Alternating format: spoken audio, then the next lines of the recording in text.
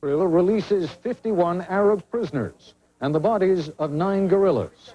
In return, Israel receives confirmation that 2 of its servicemen are dead. And in Tehran, UN Secretary General Perez de Cuellar says he's very encouraged. Tonight, we'll discuss the prospects for another hostage release with Israel's chief hostage negotiator.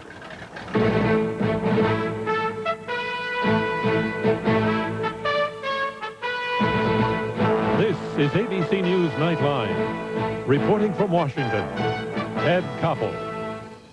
Toward the end of this broadcast, we'll be bringing you a report compiled by correspondent James Walker on Alan Steen's family. Steen, as you may know, has been a hostage in Lebanon for almost 5 years, and his family, like those of all hostages missing in action, prisoners of war, has had to learn to cope. Life goes on, right?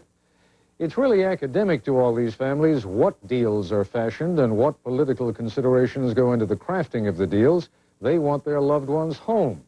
But for the moment, with so much still hanging in the balance, the nature of the deal, the calibration of Israeli, Palestinian, Iranian, American, Lebanese, and a host of other interests is what will make it happen or not. So that's where we begin. With this report from Nightline correspondent Jackie Judd.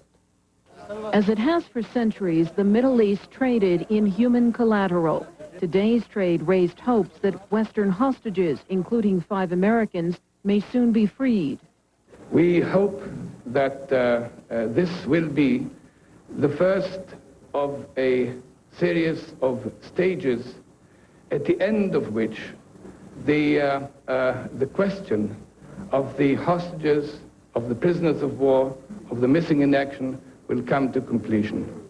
As a start, Israel released 51 Arab prisoners and turned over the remains of 9 Shiite guerrillas to the Red Cross in southern Lebanon. In exchange, Israel received information, reportedly from Iran, that 2 missing soldiers ambushed in Lebanon several years ago are dead. Israel had been demanding information about all 7 of its MIAs. Dean Reynolds explains why the government settled for something less.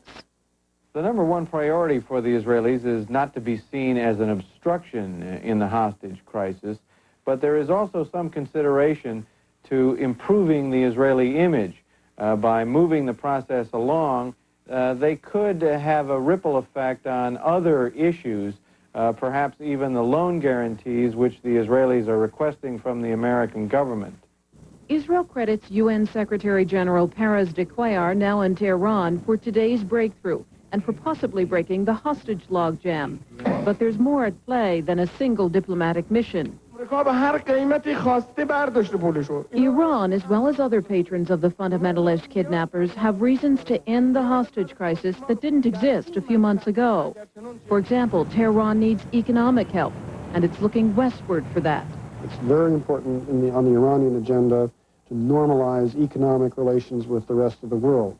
Now, to the extent that using some influence on the question of hostages that may be held by Iranian-backed groups in Lebanon, to the extent that that can ease the course, they will do it.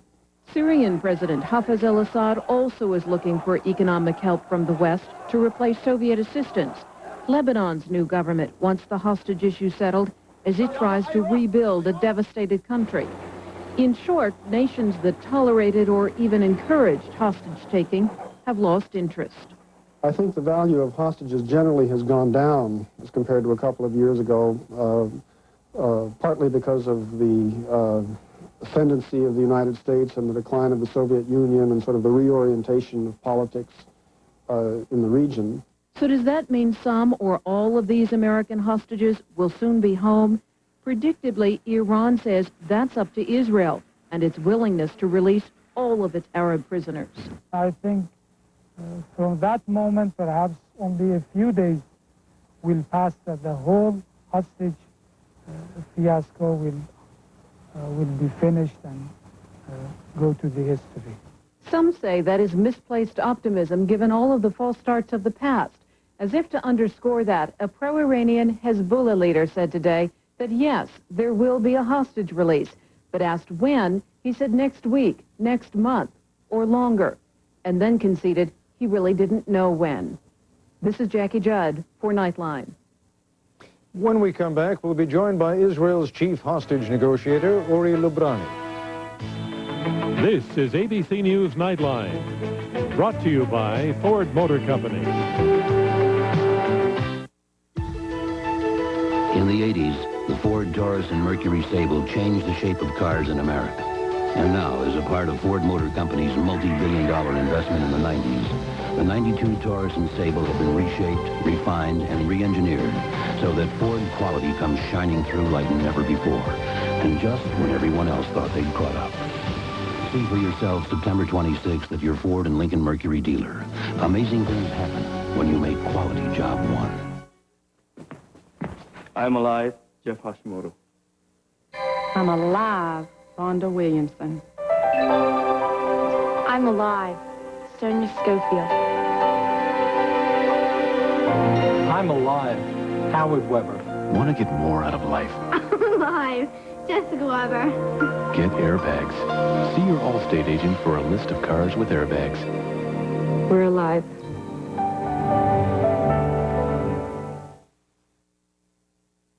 This dream moment reflects the new and innovative concepts you'll see in this year's Street of Dreams. See the great lineup of 91 Pontiacs on display there. Those in the 92 Bonneville are being featured right now at your Pontiac dealer. Great values on 91s and on the 92 Bonnevilles, which are truly beautiful. See Jim Weston, Braylon Graham, Royal Moore, John Link, Bill Copps, Breslin, or Alan Hadley for a great deal on a 91 or the 1992 Bonneville. This dream moment has been brought to you by your Portland area Pontiac dealers. The Easy Spirit Color Playoffs. Purple versus metallic. The Easy Spirit Shock Blocker Pumps. There really is a sneaker inside these little pumps. Now, for a limited time, you can get a free 1-carat cubic zirconia pendant when you buy Easy Spirit shoes. Plus, the chance to win a real diamond pendant. Join the Easy Spirit Diamond Hunt today at Nordstrom. A year ago, America responded to Saddam Hussein's naked aggression. We fought and won, or did we? Watch Peter Jennings, A Line in the Sand, Thursday. Joining us now from our Tel Aviv bureau is Uri Lubrani, Israel's chief hostage negotiator. Since 1982, he's been the coordinator of Israel's activities and policy in Lebanon. Mr. Lubrani, Israel is not known as being a country of bad negotiators who make bad deals, but I must say, on the face of it, what you've gotten so far in exchange for, 51 prisoners who were released, 9 bodies returned, and you have, in effect, confirmation that 2 of your men are dead. That doesn't, on the face of it, seem like a very reasonable exchange. Well, only God will tell whether it was reasonable or not, but we consider this exchange as a gesture on our part to get a whole process moving, and we hope to God that it will. Talk to me a little bit, if you would, tell our audience, if you can, something about the process of negotiating for hostages. Here you are dealing, in effect, with people with whom Israel has no direct relationship. So how does that work? Well, we are trying to get our views across in many ways. I think it is common knowledge now that Israel is prepared to participate in any kind of move. I hate the word deal with human beings, but any kind of move which will, at the end of it, bring about the completion of this and the end of this tragic business of hostages, prisoners of war, etc.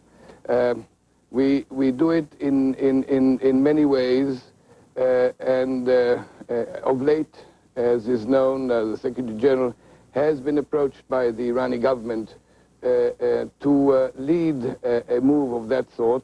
We were delighted to encourage him to do so, and we undertook to assist him to the best of our ability. We made one proviso, and that was that our boys be included in any kind of move, and that the first order of business from our point of view would be to know their state, their situation. And as it was made known yesterday, we have received some information about 2 of our boys. One piece of information was irrefutable, and unfortunately it proved that one of our boys, Rahamim al-Sheikh, was dead. The other piece of information concerning another soldier of ours, Joseph Fink, was not unequivocal, and therefore we cannot say yet whether he is alive or dead, and we will wait for additional information. But that is a beginning of a move, and we thought that this merited a counter-gesture on our part, and as was known, well, we have made it. Mr. Lubrani, I share your distaste for the word deal when we're talking about human beings, but the fact of the matter is that you have a great many interlocking interests here. As I mentioned at the beginning of this broadcast, it's not just what goes on between the Israelis and the Hezbollah, for example, or Israelis and the Iranians. The Americans are involved in this, the Germans are involved in this, the British are involved in this. Lord knows how many other interests are involved in this.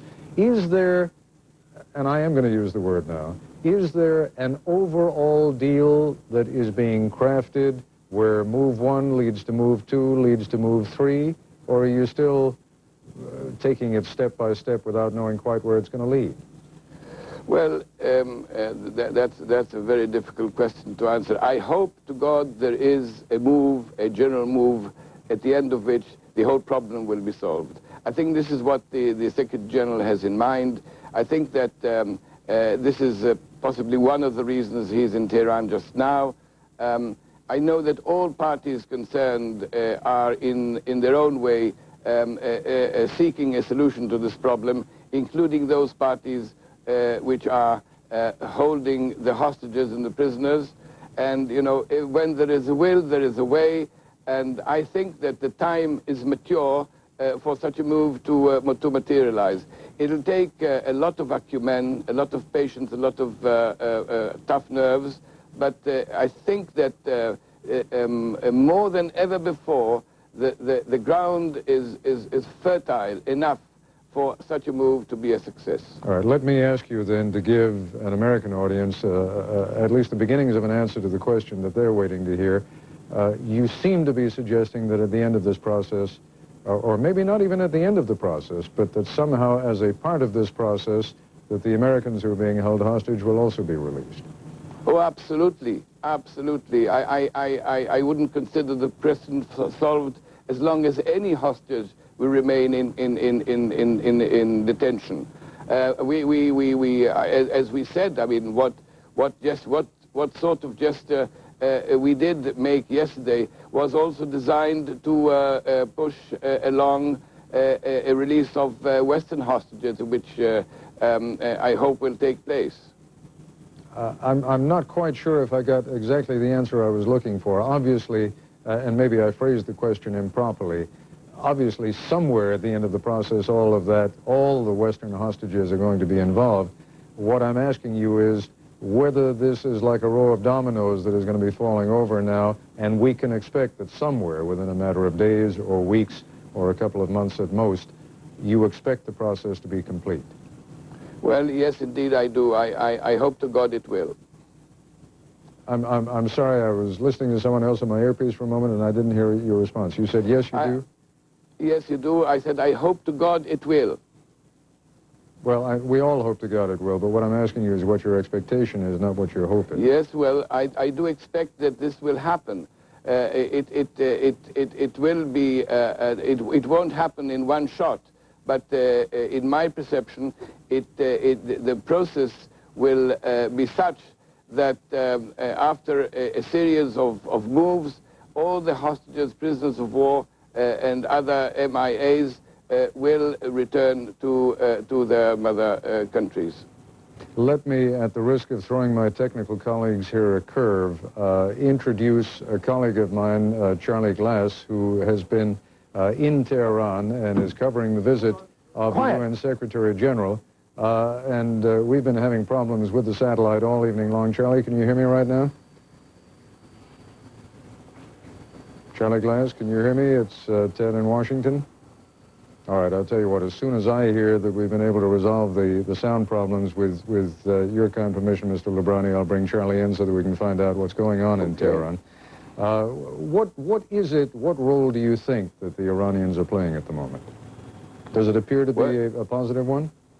I think that in Iran there is a realization that this hostage problem and must come to an end. I think it is expedient from Iran's point of view that it does, and we hope that this realization will encourage Iran to exert pressure on the groups with which Iran is in contact in Lebanon to make them realize that they have to release all hostages. I saw one of the senior Iranian officials quoted today for the first time as conceding that Hezbollah indeed does control all of the remaining Western hostages. They've always been a little bit foggy about that in the past. Can we read that as a good sign? Absolutely, yes. I think that the more we call spades spades, the more likely we are to get this move, all-round move, rolling. And what about the Syrians? What role is Assad playing in all of this? Well, it's very difficult to say. Syria does play a role, from our point of view, in knowing about the fate of 3 of our soldiers. We hope that the Secretary General's approach to Syria will, at the end of a process, will give us news about these 3 soldiers. It's all part of a complex deal, and we hope that the Syrian part in this will also be meaningful. One more very quick question, Mr. Lebranian, if you would, a very quick answer. Is the negotiating going on through the United Nations and the representatives of the Secretary General, or are there any instances where the parties are talking to each other directly? There are no direct negotiations going on at this point in time. Mr. Lebranian, thank you very much for joining us. When we come back, we'll look at how one family copes, with having a loved one held hostage.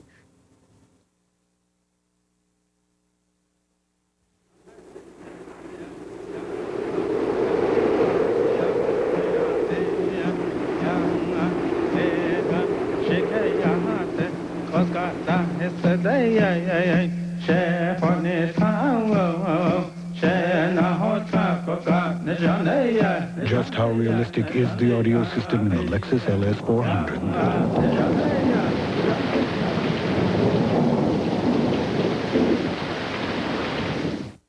Where do you want to be next year? You know, I don't plan to be a partner in this firm forever. In fact, I've been doing something on the side that could be very rewarding. I have an offer to work full-time with some kids. Pays $11,000 a year. Now, how can we restructure my portfolio so I can tell them yes? You can get there from here with Shearson Lehman Brothers. Something important is going down at Riverside Jeep Eagle. Our prices. The price of a 91 Jeep Laredo, it's going down. Just $14,995 at Riverside Jeep Eagle. The price of a 91 Eagle Talon, it's going down. Just $12,995 at Riverside Jeep Eagle. In fact, during Riverside's year-end clearance, prices on just about everything, you guessed it, are going down. The end-of-year clearance sale at Oregon's only 5-star Jeep Eagle dealer. The Men's Warehouse has a large selection of athletic cut suits, and our prices are $100 less than elsewhere. Like this suit, all wool, great fit, and at $295, it fits you and your wallet. I guarantee it. Just look at all this beautiful furniture in stock, ready for pickup or prompt delivery. You'll love it at Levitt's. And nobody has better prices than Levitt's, but you know that. Yeah, you're gonna love it. You're really gonna love it. Levitt's bends over backwards to make customers happy. They'll do anything to earn your business and keep it. Maybe that's why they've been so successful for over 80 years. Think about it. That's why everybody's saying, You'll love it at Levitt's. This man's a well-known personality. His new book could make Kitty Kelly blush. Hear long-hidden personal secrets and scandalous inside stories on your favorite celebrities. Who's this fascinating guy? It's Geraldo. Only on the next Donnie. Thursday afternoon at 3 on KATU Channel 2. Snatched from your home, put in a hospital against your will because someone said you did drugs. They did it in Texas and collected the insurance. Primetime investigates Thursday. Reducing the risk of heart disease tomorrow, the pros and cons of estrogen. Also, Geraldo Rivera and the music of Kenny Loggins on Good Morning America tomorrow. I want to seize the moment. I think my colleague Charlie Glass in Tehran can hear me now and that we can hear and see him. Charlie, were you able to listen to the interview I had with Mr. Librani? I was able to hear parts of it, Ted. The sound here has been very bad. I understand. I gathered during the break that you took issue with something that Mr. Librani said. Well, we've heard here through negotiators that there have been, up until this moment, perhaps not at this very moment, face-to-face negotiations between Mr. Librani and Hezbollah representatives in Beirut. And therefore what? And therefore, Israel's been doing some of its own negotiating and also allowing Gian Domenico Pico, the UN negotiator, to do some for him. So there's been a lot of back and forth, both through the UN and through direct channels, which has led, I think, to this release we've just seen of the Lebanese. I think what's truly interesting is that both sides, the Iranians and the Israelis, have shown an unusual degree of flexibility, willing to put aside certain issues to allow this thing to be resolved quickly. And this is why Perez de Cuellar is so buoyant at the moment. All right, and very quickly, and I think you've sort of given us a sense of it, but the mood in Tehran right now is, are they predicting that this thing is going to be happily resolved, at least as far as the Western hostages are concerned? Just before the release, President Rafsanjani's national security advisor told us that if the Israelis showed some flexibility and let some Lebanese go, that he expected almost an immediate release of Western hostages in Lebanon. So now that has happened, so we ought to be able to expect something perhaps even before the end of this week? Either we can expect something very quickly, or it means that the Iranians have lost control of Hezbollah, which has not happened in the past. All right, Charlie Glass, I'm sorry it has to be so brief, but I'm afraid technical problems have limited the amount of time that we now have. And we want to bring you another report. Every time that there are rumors about a hostage release, many of the stories begin by saying that hopes are being raised. And of course, it's the hopes of the hostage families that are raised most of all and frequently dashed. Nightline correspondent James Walker visited one hostage family to see how they have dealt with the waiting. This is a story about coping, about how the family of one hostage, Alan Steen, has been forced to guard its emotions while waiting for his release. The ordeal began in Beirut, January 24th, 1987. 4 men wearing police uniforms and driving a police jeep drove onto the campus of Beirut University College after dark and told security guards they were to provide extra protection for foreigners.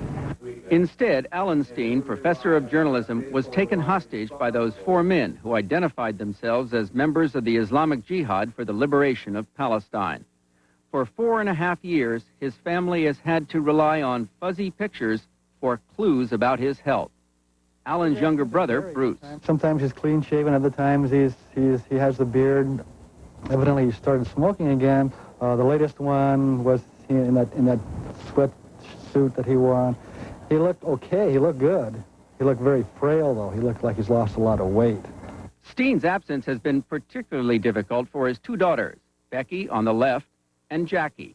Both have warm memories of growing up with Dad. For Becky, they include a camping trip to Sequoia National Park, where she worked as a ranger. They were wonderful family experiences that were abruptly severed.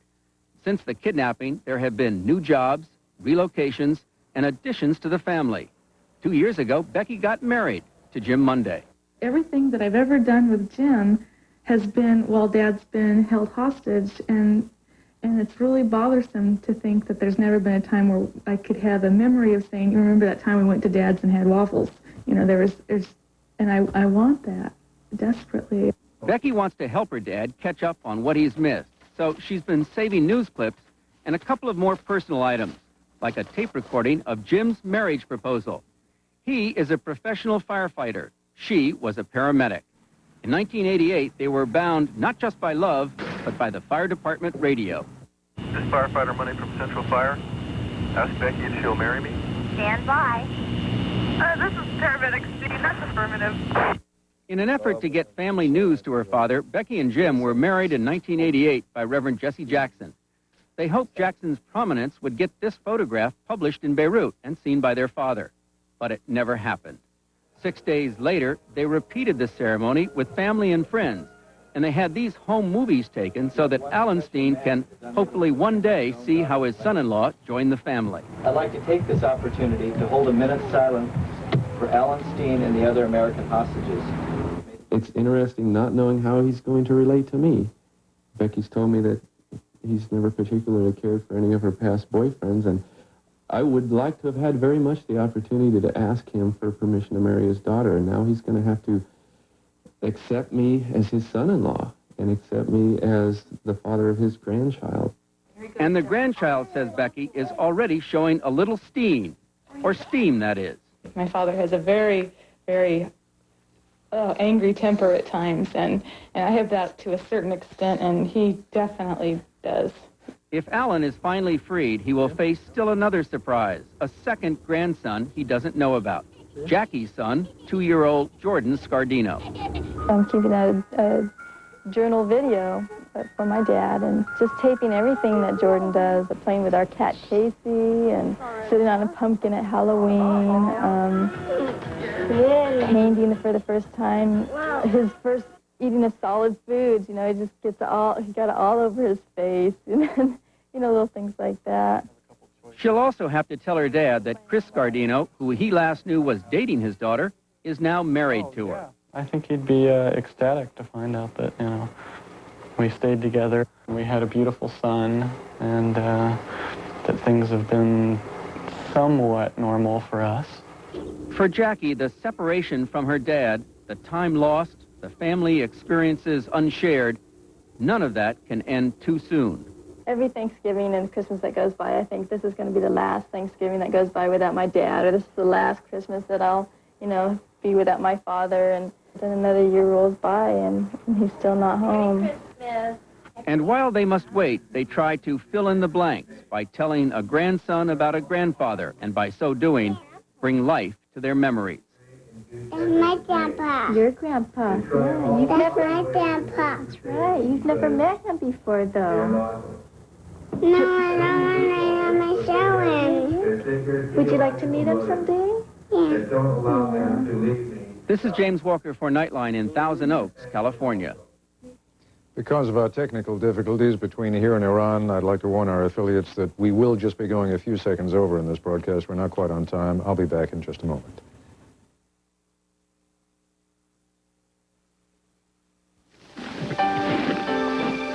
Whoa! Next time, keep your weight on your left skate. You a hockey player, mister? No. Dave Lennox. I'm an inventor. I'm going to be a hockey player the best. Well, you keep at it and stay warm. You too, mister. I'm working on it. The best ideas in heating and cooling still come from the company that bears his name. One reason why, for nearly a century, must be a Lennox. Why put up with glasses that just don't fit? LensCrafters has so many ways to fit your snug points, like snug fit pads that flex to comfortably hug your nose. LensCrafters, better fit for greater comfort in about an hour. On September 22nd, you'll get your first look at a new luxury sedan that was designed by a sculptor. Until then, photo opportunities will be limited. Watch ABC, September 22nd. Did you know that the most valuable patent ever issued went to a small business owner, Alexander Graham Bell? Since then, AT&T has stayed on the cutting edge of communications. For example, AT&T just invented a new 800 service for